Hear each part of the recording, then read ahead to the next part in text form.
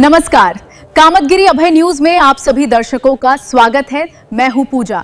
मिलते हैं छोटे से ब्रेक के बाद और आप देखते रहिए अभय टीवी। सेंट थॉमस स्कूल खुट्टा गांव के पास करवी चित्रकूट। हमारे यहाँ प्ले ग्रुप से लेकर कक्षा 12 तक की शिक्षा कुशल अध्यापक एवं अध्यापिकाओं द्वारा दी जाती है। स्कूली बच्चों को लाने और लेकर जाने के लिए बस की सुविधा भी उपलब्ध है। हाई स्कूल एवं इंटर के छात्र छात्राओं के लिए फिजिक्स, केमिस्ट्री एवं बायोलॉजी की लैब की भी सुविधा उपलब्ध है। इस स्कूल के बच्चे प्रतिवर्ष सीबीएसई बोर्ड में उत्कृष्ट स्थान पाते हैं। तो देरी किस बात की है? यदि आप अपने बच्चों का उज्जवल भविष्य चाहते हैं तो हमारे विद्यालय आइए और अपने बच्चों का प्रवेश कराइए। हमारा पता है सेंट थॉमस स्कूल खुट्टा गांव के पास करवी चित्रकूट। समाचार बुलेटिन में आपका पुनः स्वागत है। नमस्कार, मैं हूं आपकी एंकर और आप देख रहे हैं अभय टीवी। Breaking news. सुरक्षित प्रसव या लापरवाही, जन्म के कुछ घंटों बाद मासूम की मौत, अस्पताल में प्रसव फिर भी नहीं बची जान। चित्रकूट से दर्दनाक खबर, नवजात की मौत के बाद परिजनों का आरोप, मानिकपुर सीएचसी पर उठे सवाल। सुरक्षित प्रसव या लापरवाही। बच्चा के वहाँ मानिकपुर में भर्ती हुआ था, डिलीवरी में बिटिया भर्ती किए थे, वहाँ बच्चा हुआ, वहाँ से 11 बजे रिफर हो गया। बच्चे यहाँ लाया गया जिला अस्पताल में, उसे ऑक्सीजन में बंद कर दिया गया था और अब टाइम जितना हो अब इतनी खत्म हो गया। अब कल का भर्ती था।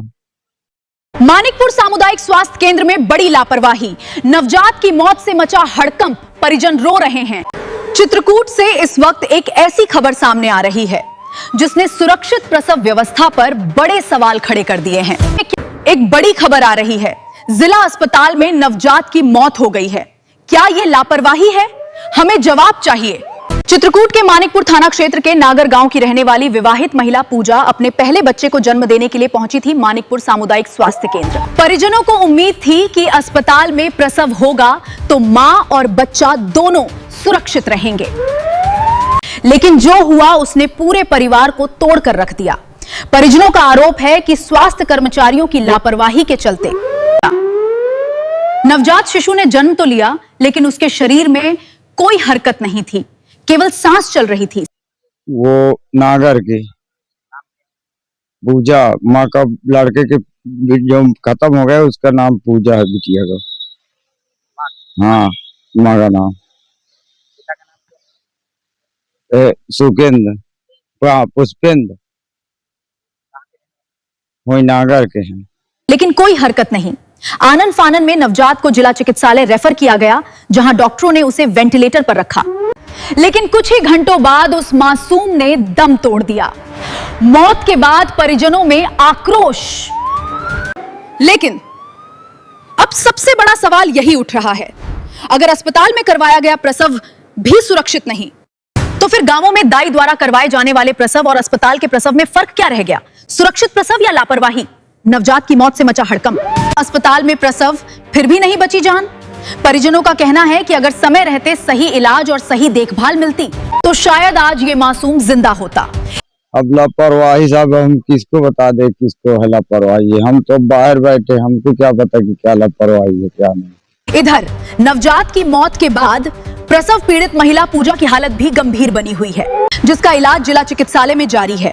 यह घटना एक बार फिर स्वास्थ्य व्यवस्था पर सवाल खड़े कर रही है और पूछ रही है, सुरक्षित प्रसव या लापरवाही?